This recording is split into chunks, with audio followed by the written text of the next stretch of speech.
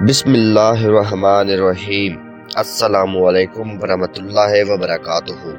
ناظرین کرام، آپ دیکھ اور سن رہے ہیں پروگرام غزوہ ہند پیر پنجر سرکار کی نظر میں۔ ناظرین کرام، آج ایک نئی ویڈیو کے ساتھ، نئی پیشن گوئیوں کے ساتھ میں حاضر ہوں، تو چلتے ہیں ناظرین آج کی ویڈیو کی طرف۔ ناظرین کرام، پیر صاحب کہتے ہیں محفل 11ویں شریف کی آمد ہے، 5 فروری 2022 کو اتوار کے دن ہوگی۔ سب احباب کو مہمان خاص کی حیثیت سے دعوت دی جاتی ہے۔ سب جمع ہو کر اللہ کی بارگاہ میں التجا کریں گے، اللہ مہربانی فرمائیں گے، اللہ سب کی مشکل دور کریں گے، اللہ مولا مشکل کشا ہے۔ امریکہ یا چین؟ پاکستان نے چانس ضائع کر دیا ہے۔ چین پاکستان کو $120 بلین دے گا۔ اتنے پیسے تو ہماری 7 نسلیں کھا سکتی ہیں۔ امریکہ، اسرائیل، فرانس، بھارت کو یہ بات پسند نہیں۔ وہ نہیں چاہتے کہ پاکستان ترقی کرے، پاکستان اپنے قدم پر کھڑا ہو۔ جنہوں نے پاکستان کو لوٹا ہے وہ پاکستان کی مٹی سے نہیں ہے۔ پاکستان کے ایک فیصلے کی قیمت $120 بلین ہے۔ تاریخ میں پہلی بار تنخواہ دار طبقے کے لیے گھر بنانا آسان ہوا ہے۔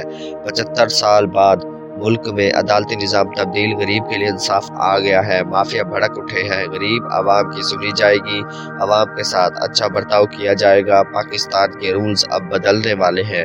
عمران خان نے ثانیہ مدینہ کا وعدہ پورا کر دیا ہے۔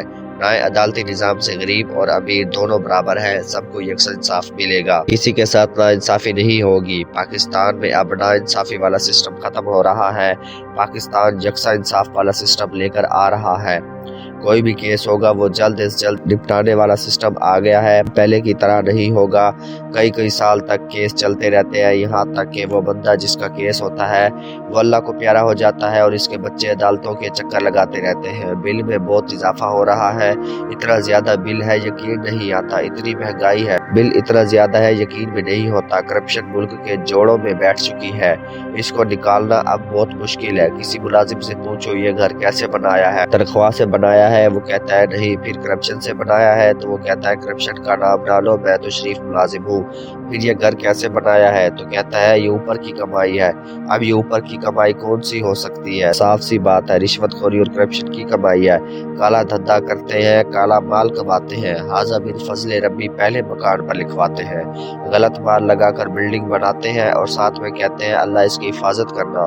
رشوت دینے اور لینے والا دونوں جہنمی ہے، یہ معاشرے کے لیے اچھی نہیں ہے۔ پاکستان میں دبئی جیسا پہلا جدید ترین شہر بننے جا رہا ہے، ملک میں اربوں ڈالر آنا شروع۔ دیکھنا بہت ساری کمپنیاں پاکستان آئیں گی۔ یہ جو اپوزیشن والے ہیں یہ نہ خود کام کرتے ہیں نہ عمران خان کو کرنے دیتے ہیں، یہ بس ٹانگیں کھینچنے میں لگے ہیں۔ اس کے امریکہ کے ساتھ ٹھیکے مقرر ہیں، نہ خود کام کریں گے نہ کسی اور کو کرنے دیں گے۔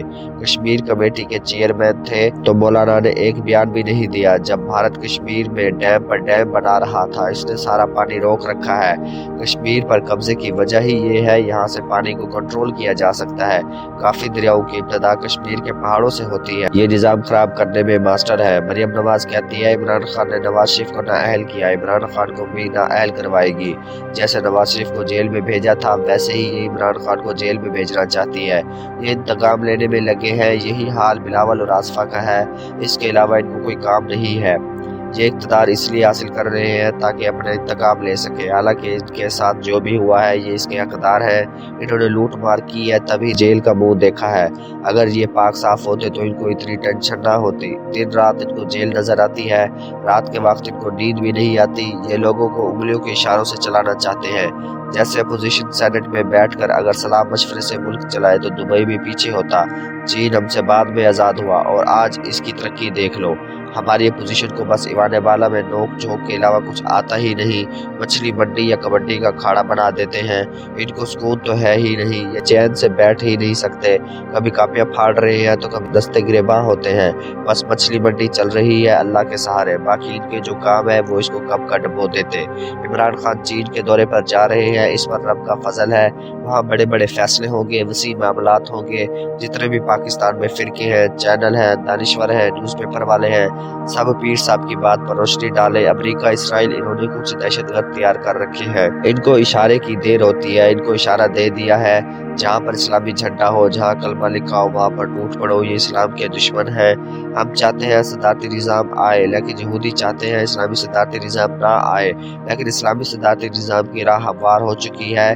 लेडी डियाना बरी माम पाक पर 3 हाजिरियाँ दे चुकी है। वो दायरा इस्लाम में दाखिल होना चाहती है। अगर वो इस्लाम कबूल कर लेती है तो आधा यूरोप ही मुसलमान हो जाएगा। इस बात से यहूदियों को बहुत तकलीफ होती है। इस्लामी मुल्कों की तबाही का जिम्मेदार यूरोप है। ये दहशतगर्द तंजीम बनाते हैं, फिर इस्लामी ममालिक के लिए इस्तेमाल करते हैं। जो इस्लाम की बात करता है इसको शहीद कर देते हैं। जो कोई भी इस्लाम का नाम लेगा इसकी जिंदगी खतरे में चली गई।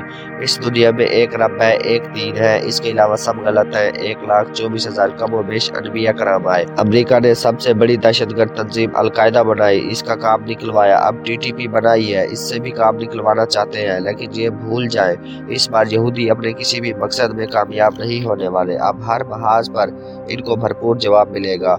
इनकी ऐसी की तैसी कर देंगे।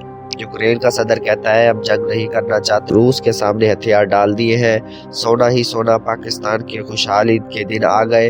अब IMF के पास जाने की कोई जरूरत नहीं है। पाकिस्तान सोना बेचकर भी कर्जा उतार सकता है। इस कौम की हालत पर रहम करो। ऐसा इंसाफ करना है तो सब चोरों को रिहा कर दो।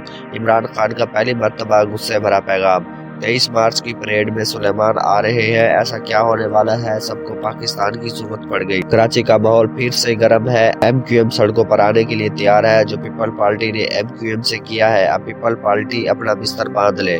मुस्तकबिल में पीपल्स पार्टी ऐवान में नहीं होगी, गलियों सड़कों पर होगी, भटक रही होगी। हिंदुस्तान हिंदू की जगह है, चीन चाइनीज के रहने की जगह है, तुर्की तुर्कों की जगह है, अफगानिस्तान अफगानियों की जगह है। जो पाकिस्तान है वो पाक लोगों के रहने की जगह है, यहाँ नापाक की जगह नहीं है। अगर इस वक्त इनको पता लग जाता कि कायदे आज़म चंद दिनों के मेहमान हैं तो वो कभी भी पाकिस्तान ना बनने देते। ये अल्लाह के फजल से बना है। एटमी धमाके भी अल्लाह के फजल से हुए हैं। पाकिस्तान बहुत सारी मुसीबतों में फंसा है, एक बार फिर फंसा है, यहाँ से भी निकल जाएगा।